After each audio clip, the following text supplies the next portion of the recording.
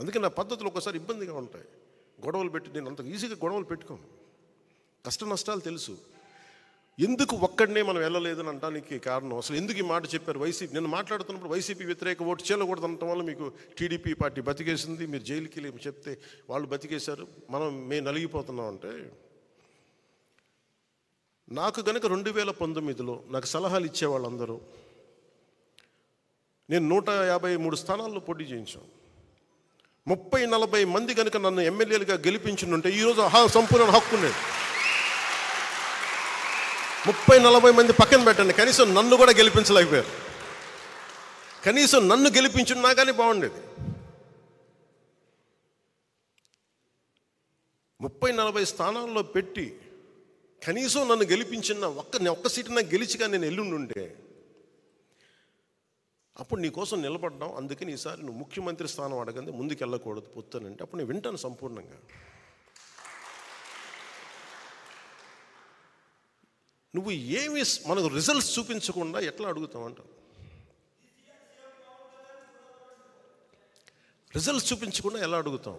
ఈరోజు మన అందరితోటి మర్యాదగా మాట్లాడుతున్నారు, గౌరవిస్తున్నారు కేంద్ర ప్రభుత్వం అంటే.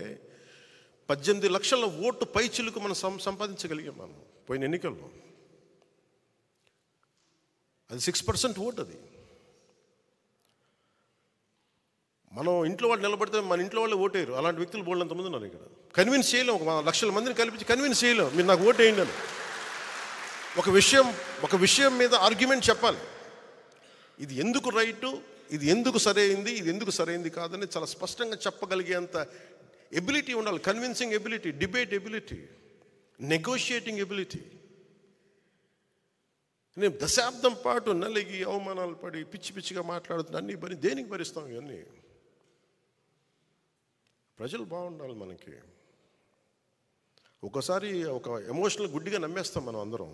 అవన్నీ మారాలి. ఇవన్నీ మనకున్న ఇండివిజువల్గా వెళ్తే ఏం జరిగి ఉండేదంటే ఖచ్చితంగా మనం కొన్ని సీట్లు సాధిస్తాం, అనుమానం లేదు దాంట్లో. ప్రభుత్వంలోకి అడుగు పెడతాం లేదు నాకు తెలియదు. నేను పోయినసారి జరిగిన దీని పరాభవం అనండి, దెబ్బనండి, ఓటమి అనండి, అది నన్ను చాలా ఆలోచన తీరు మార్చుకునేలా చేసింది నన్ను. పోనీ జగన్ అనే వ్యక్తి కూడా తెలుగుదేశాన్నే టార్గెట్ చేసి మనల్ని వదిలేస్తే మేబీ ఒంటరిగా పోటీ చేసేవాడినేమో. జగన్ తాలూకు చాలా కీలకమైన లక్షణం ఏంటంటే ఎవరిని స్పేర్ చేయడం. అతను సొంత చెల్లినే స్పేర్ చేయని వాడు మనల్ని ఎలా స్పేర్ చేస్తాడు?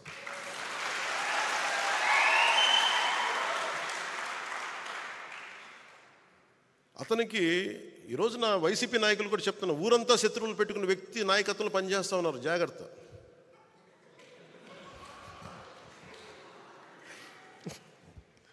లేదు, ఊరంతా శత్రువులు అతనికి, జాగ్రత్త. మీరు అతని కింద నడుస్తూ ఉన్నారు, మీరు ఆయనకి నాయకత్వం కింద. రేపొద్దున మీకు కష్టాలు వస్తే మళ్ళీ పవన్ కళ్యాణ్ దగ్గరికి రావాలి, గుర్తుపెట్టుకోండి.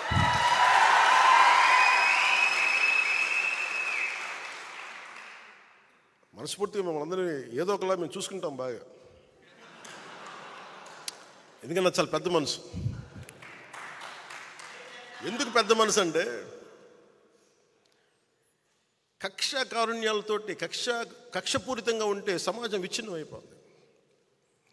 మొన్న అడుగుతూ ఉన్నారు, మీరు అలా చేశారు, ఇలా చేశారు, వాళ్ళు తిట్టారు, ఇలా తిట్టారంటే నన్ను తిట్టింది ఎవరయ్యా అని అడిగారు. నన్ను వీధి కుక్క అని తిట్టిన వాళ్ళు కూడా ఉన్నారు. నన్ను అవి ఎందుకు భరించి ముందుకెళ్తాం? నన్ను పచ్చిబూతులు తిట్టిన వాళ్ళు క్షమించడం అనేది మానవ ధర్మం కదా అంటారు. ఉన్నత స్థాయి వ్యక్తిత్వం ఉన్నవాడు ఎవడైనా సరే క్షమించడం అనేది చాలా గొప్ప గుణం. అది నేను నేర్చుకున్నాను. ఎవరి దగ్గర నుంచి నేర్చుకోవాలో? నెల్సన్ మండేలా దగ్గర నుంచి నేర్చుకున్నాను. చాలాసార్లు మీరు తిట్టినోళ్ళతో మాట్లాడతారు, గౌరవిస్తారు, నమస్కారాలు పెడతారంటే నేను ఒకటే చెప్పాను, నెల్సన్ మండేలాని శ్వేత జాతీయులు 2 దశాబ్దాల పాటు జైల్లో పెట్టి, రాబిన్ ఐలాండ్లో జైల్లో పెట్టి, చిన్నపాటి సెల్లో పెడితే అతను విప్లవకారుడు. ఒకప్పుడు జైల్లోకి వెళ్ళిపోయి అతను ఇన్విక్టస్ అనే ఒక పద్యం అదే ఒక ప్రేరణ అయ్యి దాన్ని 5-6 వాక్యాలను చదువుకుంటూ 22 దశాబ్దాలు బతికేసి ప్రతిరోజు అతను అవమానపరిచే శ్వేత జాతీయులు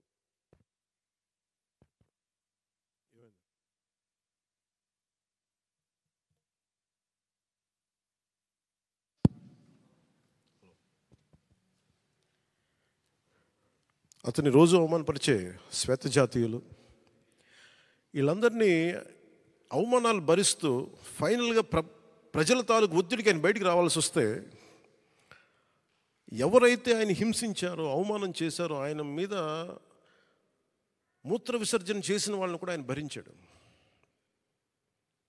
ఆయన ఏమన్నాడంటే బయటకు వస్తే తెల్ల జాతీయులందరినీ సమూలంగా ఒక శిరిచ్ఛేదం చేయడానికి అంత మైండ్ సెట్లో ప్రజలు ఉంటే ఆయన అందరినీ ఏమన్నాడు, ఇది రెయిన్బో నేషన్, ఇది అందరం కలిసి ఉండాలి, ఈ దేశంలో జరిగిన తప్పులు జరిగిపోయినాయి మర్చిపోదాం, పెద్ద మనసుతోటి మనం తీసుకోవాలని చెప్పి శ్వేత జాతీయుల్ని సంపూర్ణంగా అవమానపరిచిన శ్వేత జాతీయుల్ని సంపూర్ణంగా అర్థం చేసుకొని ముందుకు తీసుకెళ్ళిన మహానాయకుడు.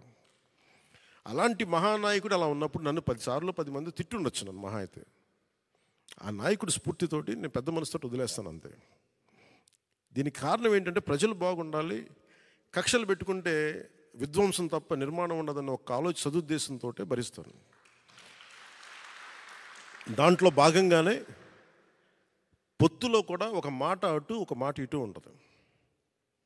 పై స్థాయి నాయకులు మాట్లాడినా కొన్నిసార్లు కింద స్థాయి నియోజకవర్గపు స్థాయి నాయకులు ఇంకా పంచాయతీ స్థాయి నాయకులు కూడా ఒకసారి కొంచెం ఇబ్బందికరమైన పరిస్థితులు ఉంటాయి. నాయకత్వపు లక్షణాలు పంచాయతీ స్థాయి నుంచి వార్డు స్థాయి ఎవరికి ఉన్నా కానీ దీన్ని అర్థం చేసుకొని పైకి వెళ్ళకపోతే నేను చేసే ప్రయోజనం ఆ ప్రాంతం వరకు నిష్ఫలం అవుతుంది. అందుకని దీంట్లో నేను అందరికీ మాటిస్తున్నాను, ఈ పొత్తుతోనే మనం ప్రభుత్వం తీసుకొస్తున్నాం, జనసేన తెలుగుదేశం ప్రభుత్వాన్ని తీసుకొస్తున్నాం. దీంట్లో కొన్ని ఆటుపోట్లు తప్పవు, భరించాలి. ఒక మాట ఎక్కువ ఉంటుంది, ఒక మాట తక్కువ ఉంటుంది. అల్టిమేట్గా మన అందరికీ కావాల్సింది ప్రజా సంక్షేమం, కామన్ మినిమం ప్రోగ్రాం కింద రాష్ట్ర ప్రయోజనాలకు ఏమేమి చేయాలి, రాష్ట్ర ప్రయోజనాలకి ఏమేమి ఉండాలి, మనకి ప్రజలకు ఎలాంటి కార్యక్రమాలు కావాలి, ఎలాంటి పాలసీలు ఉండాలి, ఎలాంటి భవిష్యత్తు చూపించాలి, కామన్ మినిమం ప్రోగ్రాం కింద వస్తుంది. కామన్ పొలిటికల్ ప్రోగ్రాం కింద లోకల్ బాడీస్ దగ్గర నుంచి పరిషత్తుల దగ్గర నుంచి మొత్తం అన్ని విభాగాలు స్థానిక అన్ని పంచాయతీల దగ్గర నుంచి మొదలుకొని కార్పొరేషన్ల వరకు జనసేన ఖచ్చితంగా 3వ వంతు సీట్లు మనం తీసుకుంటాం. దాంట్లో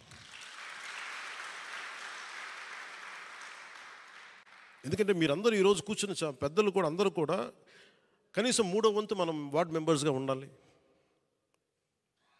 ఓటు ట్రాన్స్ఫర్ అవ్వాలంటే ఖచ్చితంగా ఇది జరుగుద్ది. ఇవన్నీ మాట్లాడుకున్నాం, దీన్ని ముందుకు తీసుకెళ్తాం. కేవలం నేను ఎమ్మెల్యే సీట్ల దగ్గర ఆగిపోవట్లేదు, ఆ దృష్టిలో మీకు పెడుతున్నాను. ఎందుకంటే ఒక పార్టీ నిర్మాణం